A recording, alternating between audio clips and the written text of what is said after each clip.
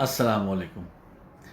लेकिन जी uric acid का एक ऐसा नुस्खा बताने जा रहा हूँ जो आज से 10 साल पहले मैंने इसकी वीडियो यूट्यूब पे बनाई थी और अल्लाह के फजल से 5 मिलियन व्यूज़ इसके आए थे, यानी 50 लाख व्यूज़। और कमेंट्स भी कम से कम 2 लाख बंदों ने उस वीडियो पर कमेंट्स किया। आप मेरे यूट्यूब चैनल पर जाकर देख सकते हैं। गारंटेड इलाज अल्लाह के फजल से यूरिक एसिड का, और वो भी बगैर किसी दवाई के। मूली लें, सुबह उठें, उसको छील कर निहार मुँह उसके ऊपर नींबू छिड़क के खा लें।